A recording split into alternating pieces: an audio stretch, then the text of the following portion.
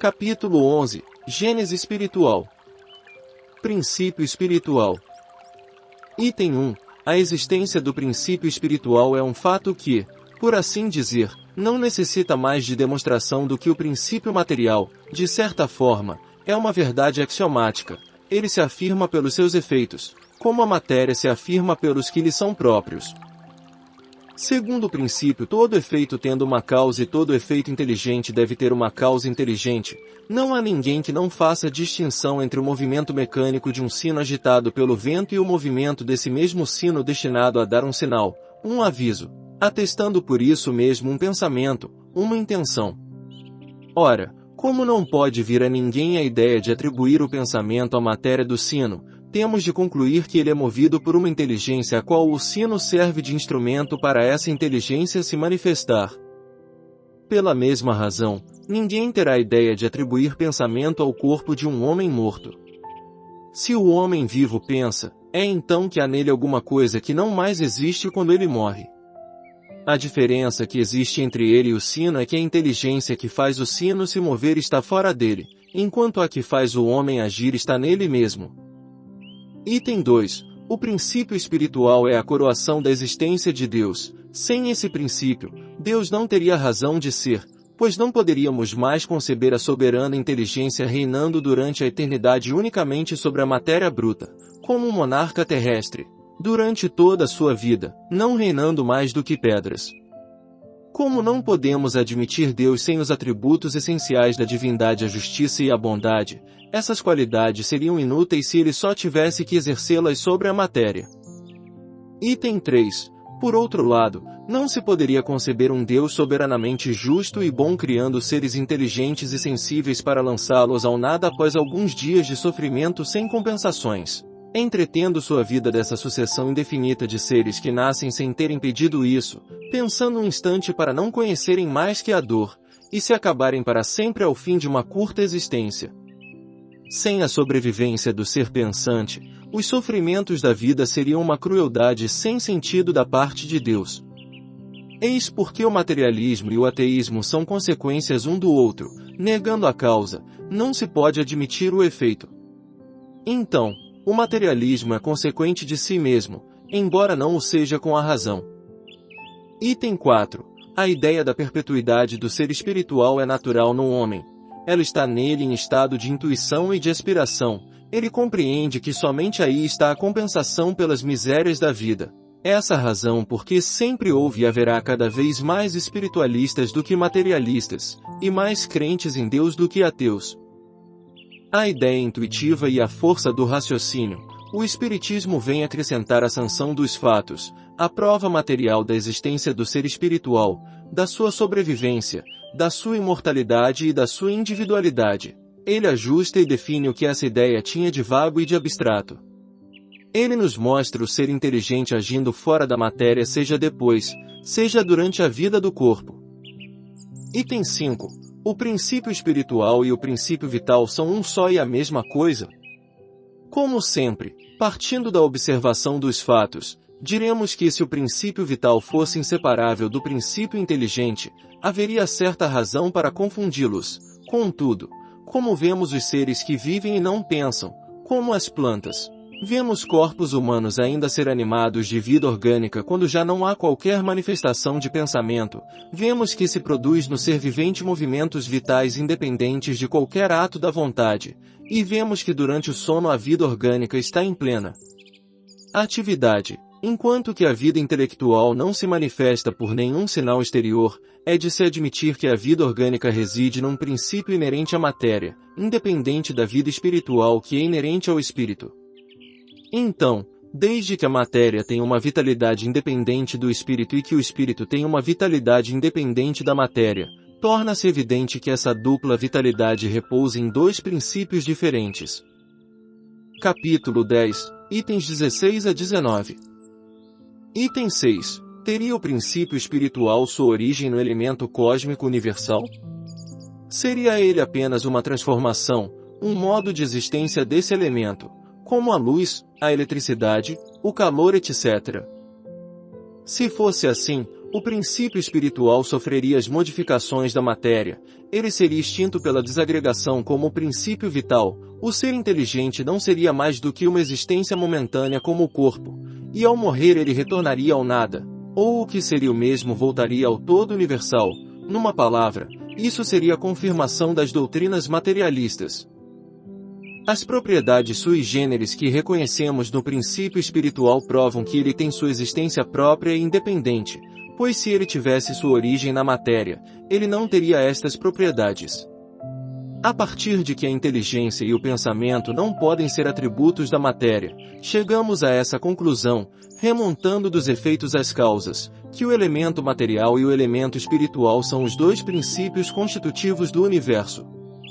O elemento espiritual individualizado constitui os seres chamados espíritos, assim como o elemento material individualizado constitui os diferentes corpos da natureza, corpos orgânicos e inorgânicos.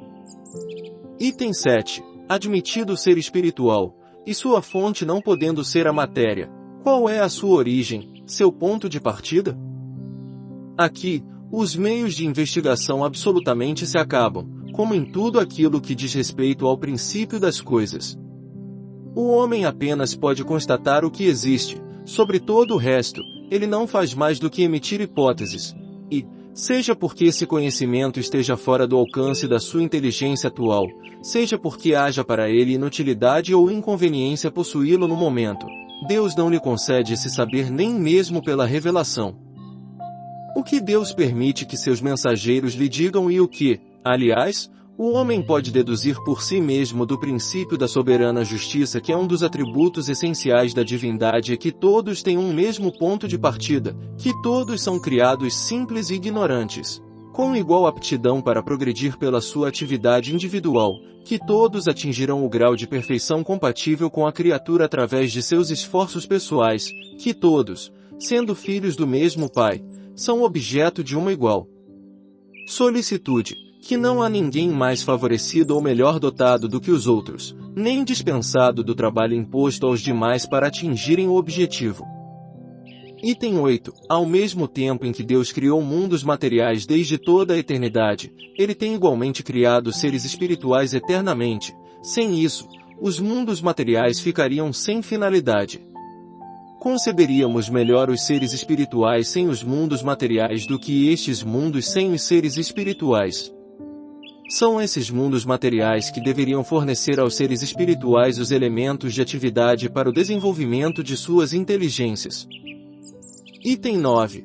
O progresso é a condição normal dos seres espirituais, e a perfeição relativa é a meta que eles devem alcançar. Ora, sendo Deus criado desde toda a eternidade, e criando sem cessar, desde toda a eternidade tem havido seres que atingiram o ponto culminante da escala. Antes que a Terra existisse, mundos tendo sucedidos aos mundos, quando a Terra saiu do caos dos elementos, o espaço estava povoado de seres espirituais em todos os graus de adiantamento, desde os que nasceram para a vida até os que desde toda a eternidade haviam tomado lugar entre os espíritos puros, normalmente chamados de anjos. União do princípio espiritual e da matéria. Item 10. Como a matéria deve ser objeto do trabalho do espírito para o desenvolvimento das suas capacidades, era necessário que ele pudesse atuar sobre ela, e por isso veio habitá-la, como o lenhador habita a floresta. Como a matéria deve ser ao mesmo tempo o objeto e o instrumento do trabalho, então Deus, em vez de unir o espírito à pedra rígida, criou, para seu uso, corpos organizados, flexíveis, capazes de receber todas as impulsões da sua vontade e de se prestar a todos os seus movimentos. Portanto, o corpo é ao mesmo tempo o envoltório e o instrumento do espírito, e à medida que este adquire novas aptidões, veste um envoltório apropriado ao novo gênero de trabalho que lhe cabe executar, tal como se entrega a um operário ferramentas menos grosseiras na medida em que ele é capaz de executar uma obra mais delicada. Item 11. Para ser mais exato, é preciso dizer que é o próprio espírito quem modela o seu envoltório e o apropria às suas novas necessidades. Ele o aperfeiçoa, desenvolve e completa seu organismo na proporção em que experimenta a necessidade de manifestar novas faculdades, Numa palavra, ele o molda conforme sua inteligência, Deus lhe fornece os materiais, cabe ao homem os pôr em obra. É assim que as raças adiantadas têm um organismo, ou se quiserem, uma aparelhagem cerebral mais aperfeiçoada do que as raças primitivas. Assim se explica igualmente o cunho especial que o caráter do espírito imprime nos traços da fisionomia e nas feições do corpo. Capítulo 8, item 7. A alma da terra. Item 12. Desde que um espírito nasce para a vida espiritual, para o seu adiantamento ele deve fazer uso de suas capacidades, que a princípio são rudimentares. É por isso que ele veste um envoltório corporal adequado ao seu estado de infância intelectual. Envoltório esse que ele abandona para vestir outro na medida em que suas forças crescem. Ora, como em todos os tempos houve mundos e esses mundos deram nascimento a corpos organizados próprios a receber espíritos, em todos os tempos os espíritos, qualquer que fosse o seu grau de adiantamento, encontraram os elementos necessários para a sua vida carnal. Item 13. Por ser exclusivamente material, o corpo sofre as transformações da matéria. Depois de funcionar por algum tempo, ele se desorganiza e se decompõe. O princípio vital, não mais encontrando elemento para sua atividade, se extingue e o corpo morre. O espírito, para quem o corpo privado de vida passa então a se tornar inútil, deixa o corpo como se deixa uma casa em ruínas, ou uma roupa desgastada. Item 14. O corpo não passa assim de um envoltório destinado a receber o espírito. A partir de então, pouco importam a sua origem e os materiais de que ele é construído. Que o corpo do homem seja ou não uma criação especial, ele não é menos formado pelos mesmos elementos que o dos animais, animado pelo mesmo princípio vital, ou, por outras palavras, aquecido pelo mesmo fogo, como é iluminado pela mesma luz, sujeito às mesmas vicissitudes e às mesmas necessidades. Este é um ponto sobre o qual não há contestação. Considerando apenas a matéria, e fazendo abstração do espírito, o homem então nada tem que o diferencie do animal. Porém tudo muda de aspecto tão logo se estabeleça uma distinção entre a habitação e o habitante. Um nobre senhor sob a palha ou vestido com a bata do camponês não deixa de ser um nobre senhor. É o mesmo que ocorre com o homem. Não é a sua vestimenta carnal que o eleva acima do bruto e faz dele um ser à parte, é o seu ser espiritual, seu espírito. Hipótese sobre a origem do corpo humano. Item 15. Da semelhança de formas exteriores que existe entre o corpo do homem e o do macaco, alguns fisiologistas concluíram que o primeiro não passava de uma transformação do segundo. Não há nada aí de impossível, sem que, se for assim, a dignidade do homem tenha o que sofrer com isso. O corpo do macaco pôde servir muito bem de vestimenta para os primeiros espíritos humanos, necessariamente pouco avançados, que vieram encarnar na Terra, sendo essas vestiduras mais apropriadas às suas necessidades e mais adequadas ao exercício de suas faculdades do que o corpo de qualquer outro animal. Em vez de uma vestimenta especial ter sido feito para o espírito, ele teria ali encontrado uma já pronta. Ele então se vestiu da pele do macaco, sem deixar de ser espírito humano, como o homem às vezes se veste da pele de certos animais sem deixar de ser homem. Está bem entendido que aqui não se trata mais do que uma hipótese, de modo algum colocada como princípio, mas dada somente para mostrar que a origem do corpo não prejudica em nada o espírito, que é o ser principal, e que a semelhança do corpo do homem com o corpo do macaco não implica igualdade entre o seu espírito e o do macaco. Item 16. Admitindo essa hipótese, podemos dizer que, sob a influência e por efeito da atividade intelectual do seu novo habitante, o envoltório se modificou, embelezou-se nos detalhes, conservando em tudo a forma geral do conjunto. Item 11.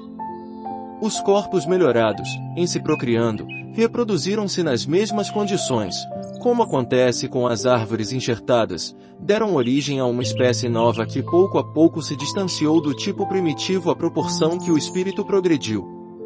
O espírito macaco que não foi aniquilado continuou a procriar corpos de macaco para o seu uso, como o fruto do selvagem reproduz os selvagens, e o espírito humano procriou os corpos dos homens, variantes do primeiro molde em que se estabeleceu.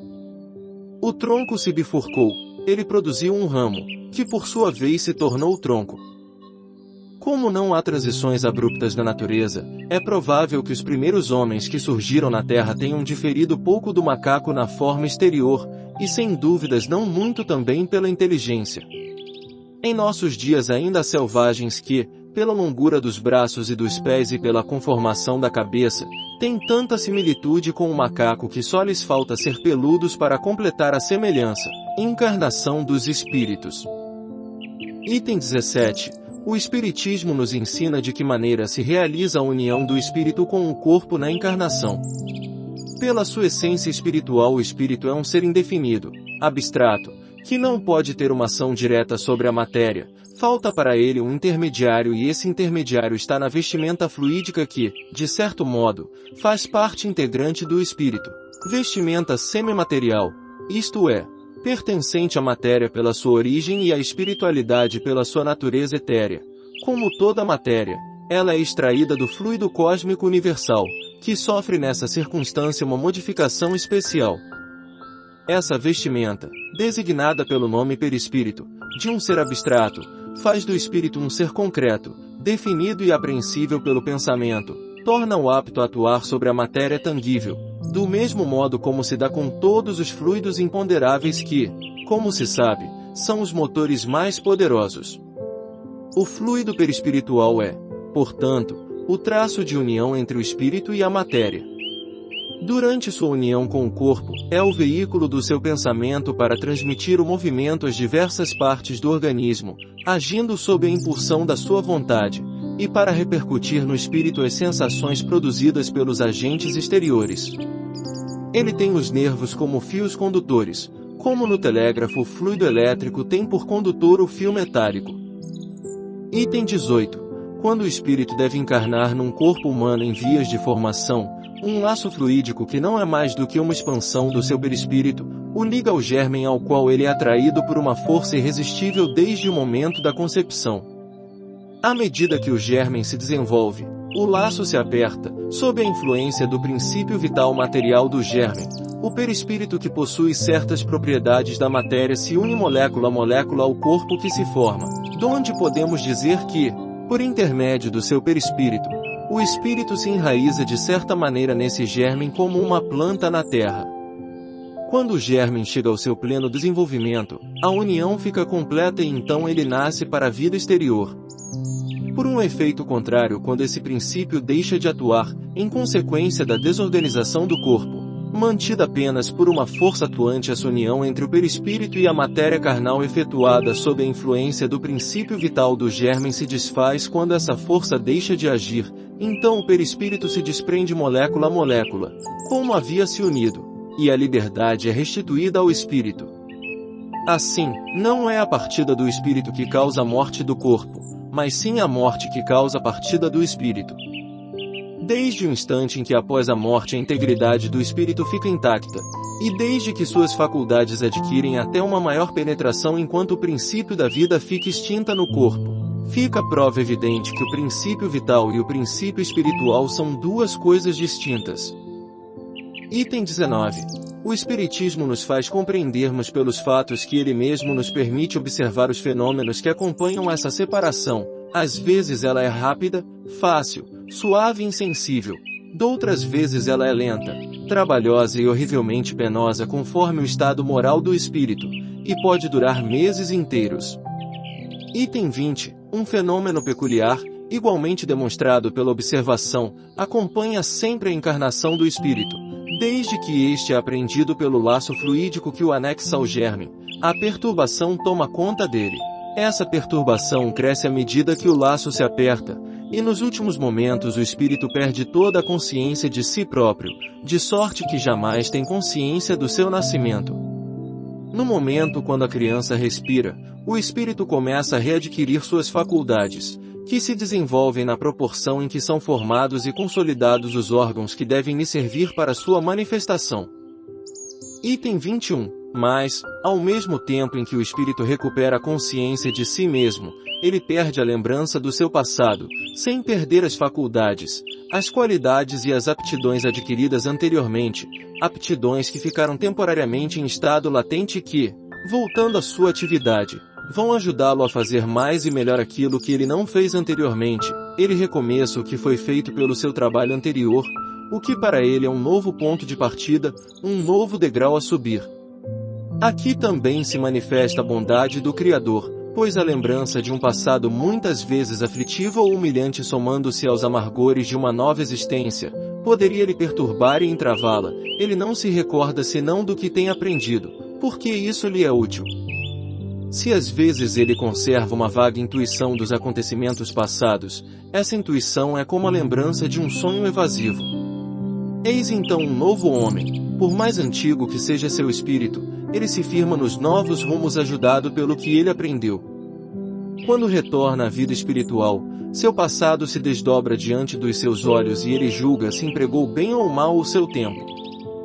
Item 22. Portanto, não há solução de continuidade na vida espiritual. Apesar do esquecimento do passado, o espírito é sempre ele, antes, durante e depois da encarnação. A encarnação não passa de uma fase especial da sua existência. Esse esquecimento só ocorre durante a vida exterior de relação. Durante o sono, o espírito parcialmente desprendido dos vínculos carnais e de volta à liberdade e à vida espiritual recorda-se. Sua visão não é mais tão obscurecida pela matéria. Item 23. Tomando a humanidade no seu grau mais baixo da escala espiritual, entre os selvagens mais atrasados, pergunta-se se este é o ponto inicial da alma humana. Na opinião de alguns filósofos espiritualistas, o princípio inteligente, diferente do princípio material, individualiza-se e se elabora, passando pelos diversos graus da animalidade. É aí que a alma ensaia para a vida e desabrocha suas primeiras faculdades pelo exercício, por assim dizer. Isso seria para ela sua fase de incubação. Tendo esse ser chegado ao grau de desenvolvimento que esse estado comporta, ele recebe as faculdades especiais que constituem a alma humana. Haveria assim filiação espiritual do animal ao homem, como há aí filiação corporal. É preciso convir que essa teoria, fundada na grande lei de unidade que preside a criação, corresponde à justiça e à bondade do Criador.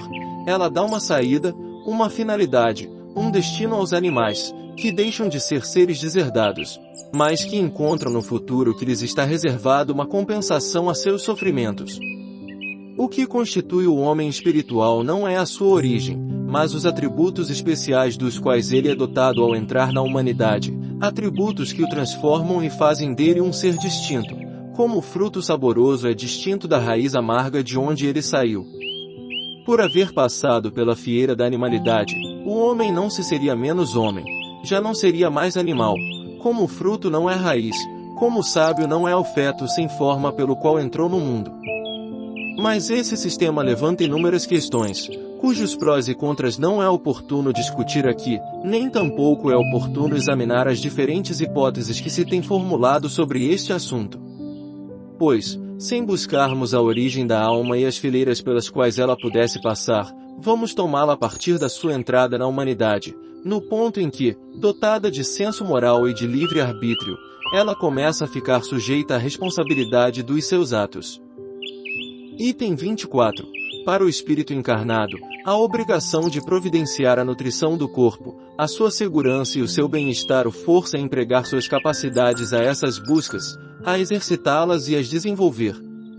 A sua união com a matéria é, pois, útil ao seu adiantamento, eis porque a encarnação é uma necessidade. Além disso, pelo trabalho inteligente que ele realiza na matéria para o seu proveito, ele auxilia a transformação e o progresso material do globo onde habita. É assim que, progredindo individualmente, ele colabora com a obra do Criador, da qual é agente inconsciente. Item 25. Todavia, a encarnação do espírito não nem constante nem perpétua, é apenas transitória. Deixando um corpo, ele não retoma outro imediatamente. Durante um espaço de tempo mais ou menos considerável, ele vive na vida espiritual, que é sua vida normal, de tal modo que a soma do tempo passado nas diferentes encarnações é pouca coisa comparado ao tempo que ele passa no estado de espírito livre. No intervalo de suas encarnações, o espírito progride igualmente, no sentido de que ele aproveita, para o seu avanço, os conhecimentos e as experiências adquiridas durante a vida corporal. Ele examina o que fez durante sua estadia terrestre, revisa o que aprendeu, reconhece suas faltas, traça seus planos e toma resoluções pelas quais pretende se guiar em uma nova existência, procurando fazer melhor. É assim que cada existência é um passo avante na senda do progresso, uma espécie de escola de aplicação. Item 26. A encarnação normalmente não é uma punição para o espírito como alguns pensam, é uma condição inerente à inferioridade do espírito e um meio de progredir. O céu e o inferno. Capítulo 3. Itens 8 e seguintes. À medida que o espírito progride moralmente, ele se desmaterializa, isto é, depura-se, subtraindo nele a influência da matéria, sua vida se espiritualiza, suas faculdades e percepções se ampliam, sua felicidade fica proporcional ao progresso realizado. Entretanto, como ele age em virtude do seu livre-arbítrio, por negligência ou má vontade ele pode retardar o seu avanço, conseguintemente, ele prolonga a duração de suas encarnações materiais, que então se tornam uma punição para ele, pois, por falta sua, ele permanece nas faixas inferiores, obrigado a recomeçar a mesma tarefa. Portanto, pelo seu trabalho de purificação sobre si mesmo, depende de o espírito abreviar a extensão do período das encarnações. Item 27. O progresso material de um globo acompanha o progresso moral de seus habitantes. Ora, como a criação dos mundos e dos espíritos é incessante, e como estes progridem mais ou menos rapidamente em virtude do seu livre-arbítrio, resulta daí que há mundos mais ou menos antigos, em diferentes graus de adiantamento físico e moral, onde a encarnação é mais ou menos material e onde, por conseguinte, o trabalho para os espíritos é mais ou menos rude. Deste ponto de vista, a Terra é um dos menos adiantado, povoada de espíritos relativamente inferiores. A vida corpórea aqui é mais penosa do que em outros planetas, como é em lugares mais atrasados, onde a existência é ainda mais penosa do que na Terra, e para as quais a Terra seria relativamente um mundo feliz. Item 28. Quando os espíritos têm realizado num mundo a soma de progresso correspondente ao estado desse mundo, eles o deixam para encarnar em outro mais avançado, onde adquiram novos conhecimentos e assim por diante até que, a encarnação em corpos materiais não sendo mais útil para eles, vivam exclusivamente da vida espiritual, onde ainda progridam em um outro sentido e por outros meios. Tendo chegado ao ponto máximo do progresso, eles desfrutam da suprema felicidade. Admitidos nos conselhos do Todo-Poderoso, eles conhecem o pensamento de Deus e se tornam seus mensageiros, seus ministros diretos para o governo dos mundos, tendo sob suas ordens os espíritos de todos os graus de adiantamento. Desta forma, todos os espíritos encarnados ou desencarnados, qualquer que seja o grau da hierarquia a que pertençam, do mais baixo ao mais elevado têm suas atribuições no grande mecanismo do universo, todos são úteis ao conjunto, ao mesmo tempo em que são úteis a si mesmos. Aos menos adiantados, como aos simples servos, cabe uma tarefa material a princípio inconsciente, depois, cada vez mais inteligente. Por toda parte no mundo espiritual há atividade, em nenhum ponto a ociosidade inútil. De certo modo, a coletividade dos espíritos é a alma do universo, é o elemento espiritual que age em tudo e em toda parte, sob a impulsão do pensamento divino. Sem esse elemento, não há mais do que matéria inerte, sem finalidade, sem inteligência, sem outro motor senão as forças materiais que deixam uma imensidade de problemas sem solução. Pela ação do elemento espiritual individualizado, tudo tem um propósito, uma razão de ser, tudo se explica. Eis porque, sem a espiritualidade, esbarramos em dificuldades insuperáveis. Item 29. Quando a Terra se encontrou em condições climáticas propícias à existência da espécie humana, os espíritos humanos nela encarnaram. De onde vieram eles? Quer esses espíritos tenham sido criados naquele mesmo momento, quer eles tenham vindo totalmente formados da Terra, do espaço ou de outros mundos, a presença deles por um tempo limitado é um fato, pois antes deles não havia nada além de animais. Eles se revestiram de corpos apropriados às suas necessidades especiais e às suas aptidões, e que, psicologicamente, pertenciam à animalidade, sob a sua influência e pelo exercício de suas faculdades, esses corpos se modificaram e se aperfeiçoaram. Eis o que resulta da observação. Então, deixemos de lado a questão da origem, ainda insolúvel no momento.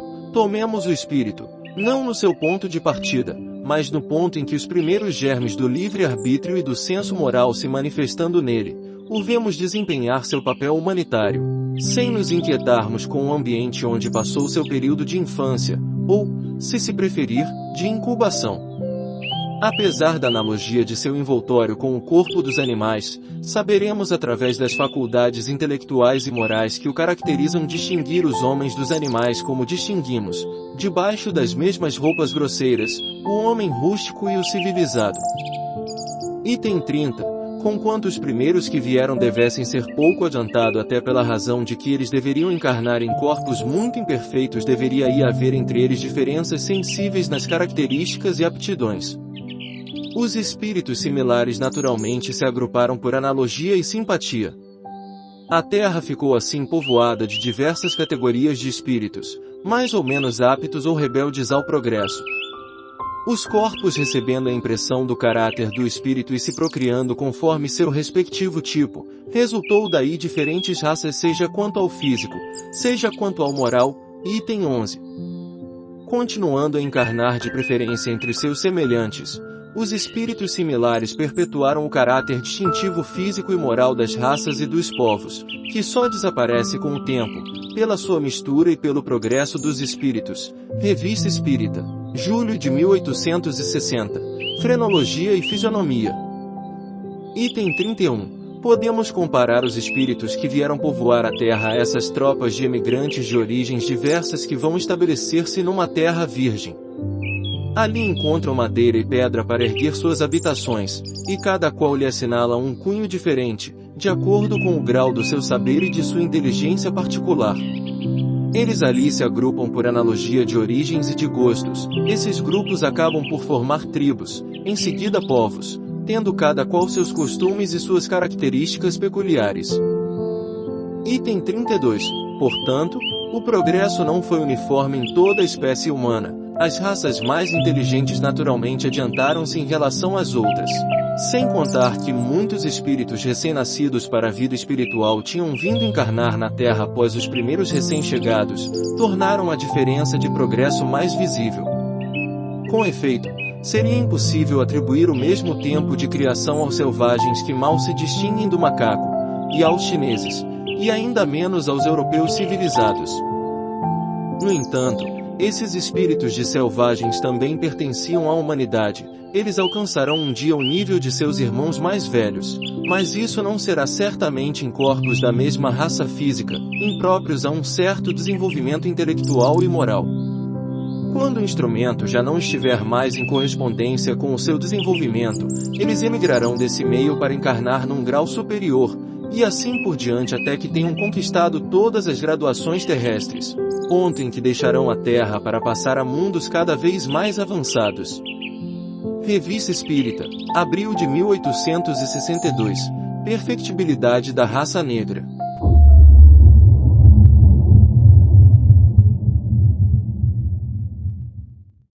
No vídeo anterior eu havia dito a você, para conferir lá no final do capítulo 10, a maneira como Kardec abria a perspectiva para o capítulo 11. Eu vou repetir a leitura do finalzinho para a gente poder partir desse ponto. Chegados, portanto, ao ponto em que nos achamos com relação à Gênese, a origem da vida e do mundo, o materialismo se detém, enquanto o Espiritismo prossegue em suas pesquisas no domínio da Gênese espiritual.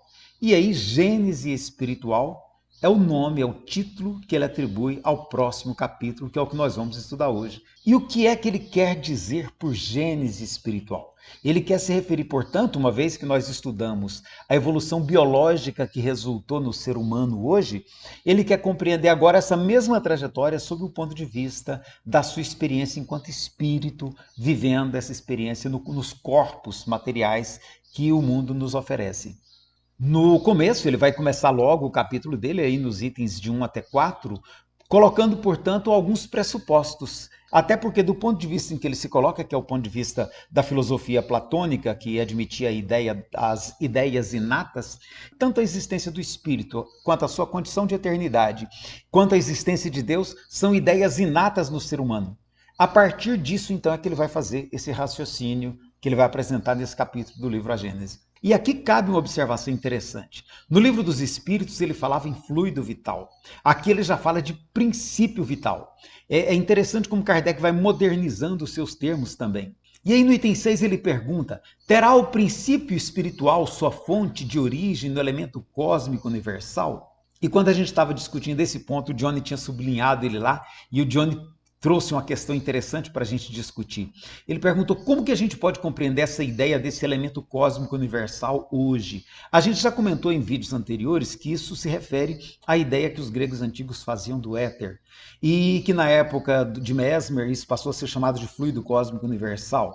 Hoje me parece que a melhor correlação, a gente estava discutindo isso no nosso grupo, parece ser aquela proposição de Einstein de energia, traduzido naquela equação que energia é igual a massa vezes o quadrado da velocidade da luz. Ou seja, a energia que pode ser convertida em matéria, matéria que pode ser convertida em energia.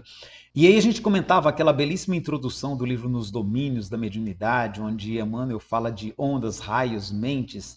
E ele diz que o universo está repleto dessas energias que circulam em todas as direções, energia eletromagnética.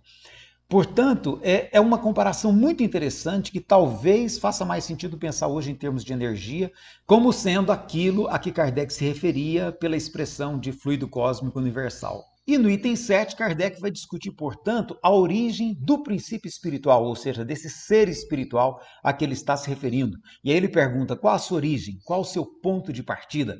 E ele vai continuar, então, nessa busca de responder isso, agora não mais do ponto de vista científico, porque ele mesmo reconhece que nós não dispomos absolutamente de meios de investigação para esse tipo de assunto. O homem só pode, a esse respeito, formular hipóteses. E aqui cabe explicar que são hipóteses do ponto de vista filosófico e não do ponto de vista científico, já que elas não têm como ser submetidas a testes como requer a nossa ciência de hoje. Como conclusão, portanto, do ponto de vista filosófico, Kardec vai concluir que todos procedem do mesmo ponto de partida, que todos são criados simples e ignorantes, com igual aptidão para progredir pelas suas atividades individuais. E aí eu faço uma observação para você quanto ao item 8.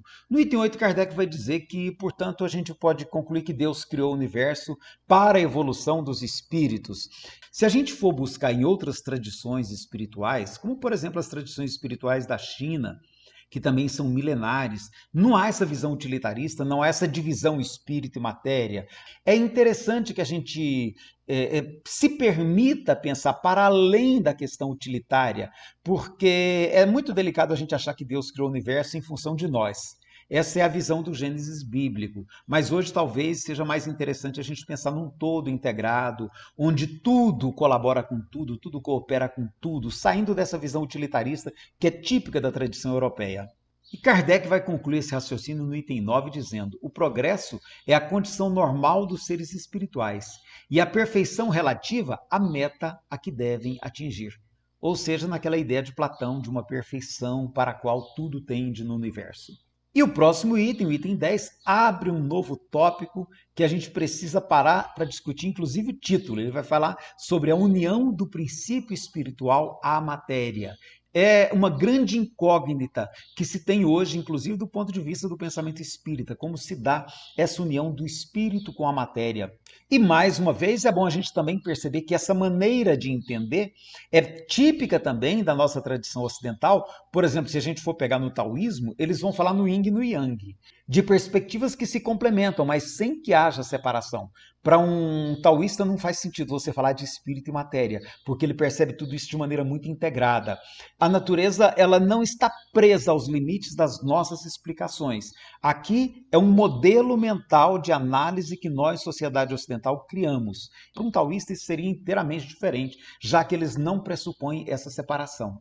E aí Kardec vai dizer que o corpo é, pois, ao mesmo tempo o envoltório e o instrumento do espírito. Eu poderia dizer hoje, usando um pouquinho aí da filosofia taoísta para compor isso aqui, que o espírito se manifesta através dessa organização corporal que ele modela pela sua própria mente aqui nos domínios da matéria. E ele vai experimentando novas conformações a cada novo retorno que ele faz a esse campo de experiências que é a Terra, que é a experiência material, que a gente chama de reencarnação. Ele vai, inclusive, complementar no item 11, dizendo assim, olha, para ser mais exato, é preciso dizer que é o próprio espírito que modela o seu envoltório e o apropria às suas novas necessidades. Aqui eu quero abrir um parêntese com você, que eu acho muito importante.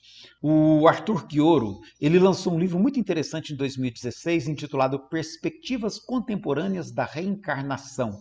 Tem artigos dele e de vários outros colegas que desenvolvem esse assunto. Arthur Quioro é médico sanitarista e tem uma base de estudo espírita muito rica. E no seu artigo, ele testa essas teorias espíritas que afirmam que o corpo é modelado pelo espírito segundo as suas necessidades, levantando algumas questões muito interessantes. Por exemplo, a questão das iatrogenias.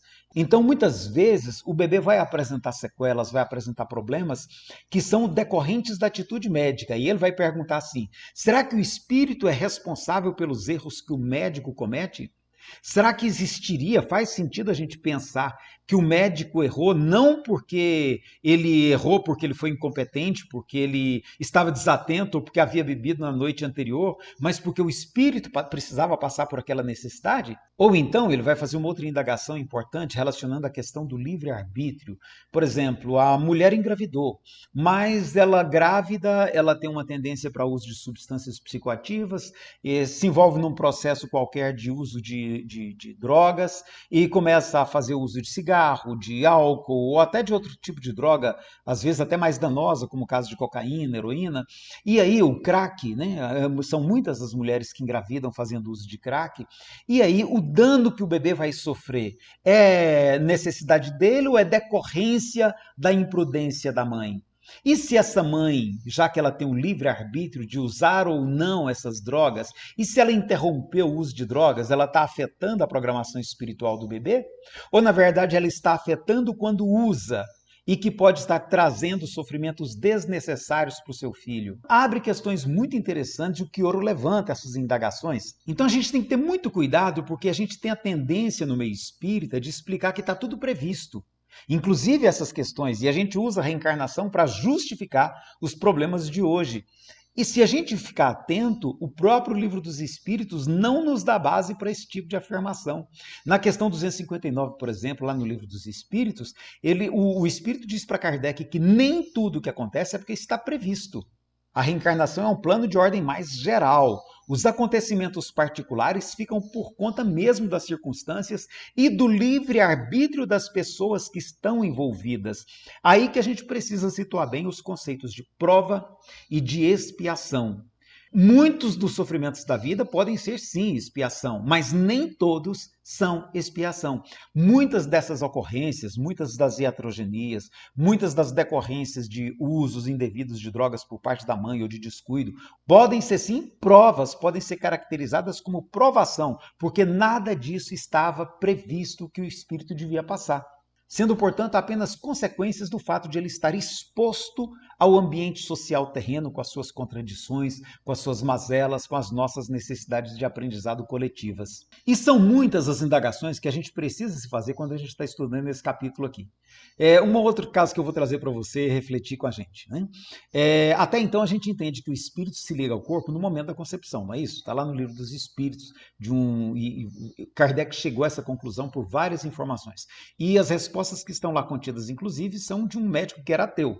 Mas nesse diálogo, Kardec achou que as respostas dele eram muito pertinentes e as incluiu no Livro dos Espíritos. Hoje a gente tem outras questões que a gente precisa responder. Por exemplo, os casos de fecundação in vitro. Quando o embrião é congelado, se o espírito se ligou no momento da concepção, nós podemos dizer que o espírito também permanece hibernando junto com o embrião enquanto ele está congelado? Qual que é a condição do espírito nessa situação? Ou ele goza de total liberdade? Mas e o vínculo? A que Kardec se refere, a que os espíritos se referem, que acontece no momento da fecundação. Não são questões simples, especialmente agora que nós tivemos a alegria de ver nascer essa coisa mais linda, a Molly, que foi gerada a partir de um embrião que permaneceu 27 anos congelado.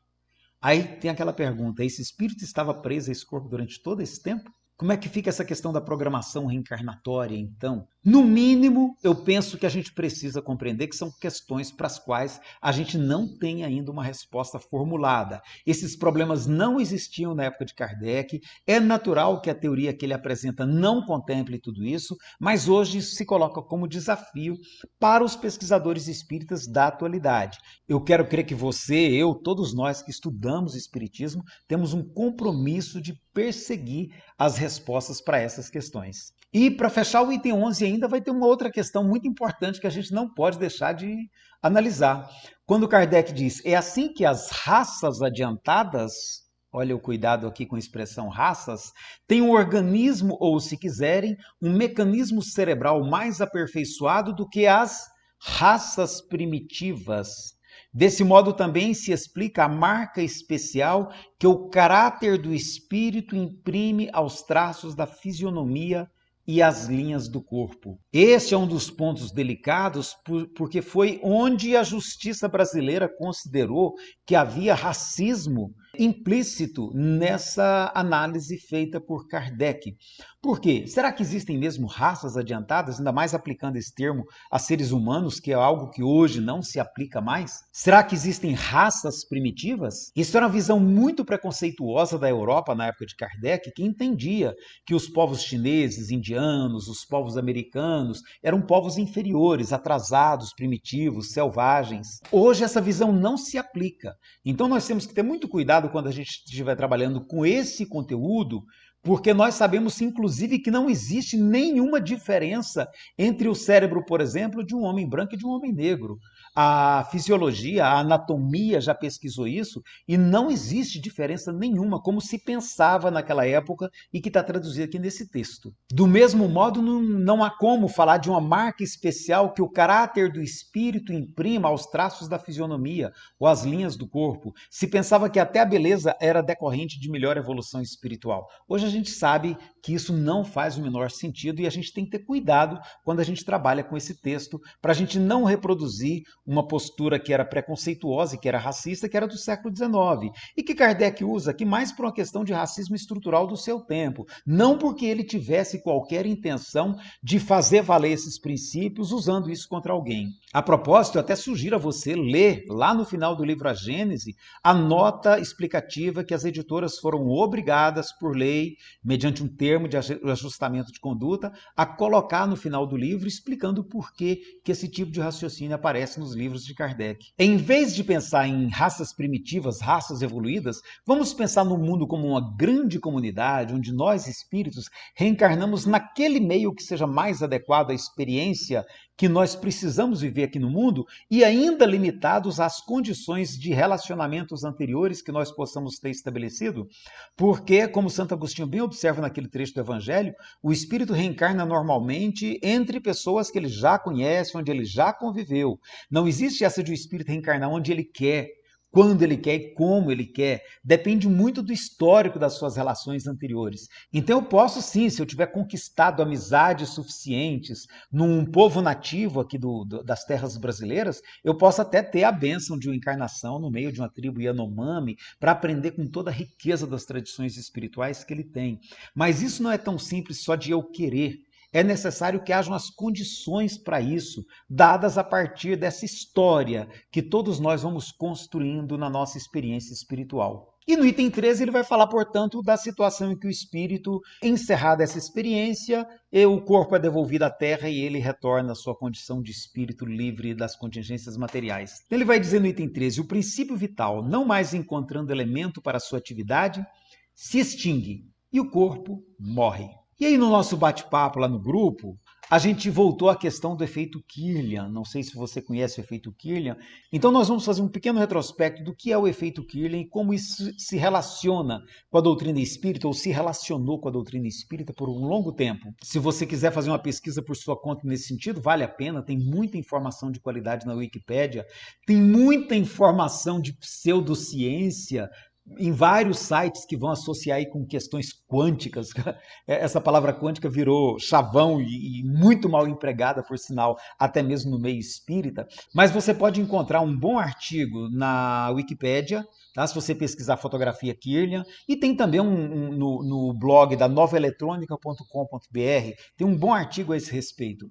Mas, em linhas gerais, se refere a uma experiência de 1939, quando um eletrotécnico soviético, Semyon Davinovich Kirlian, consertando equipamentos da universidade onde ele trabalhava, ele percebeu que a hora que ele ligou o equipamento com a mão dele em contato com a chapa eletrificada, ele viu no escuro uma luz muito intensa, e aí ele estranhou aquela irradiação e começou a ir atrás das causas desse fenômeno e conseguiu reproduzir o que ficou depois chamado de efeito corona, que era um efeito luminoso que aparecia ao redor do dedo dele, por exemplo, né? Quando em contato com aquela chapa submetida a uma alta tensão elétrica.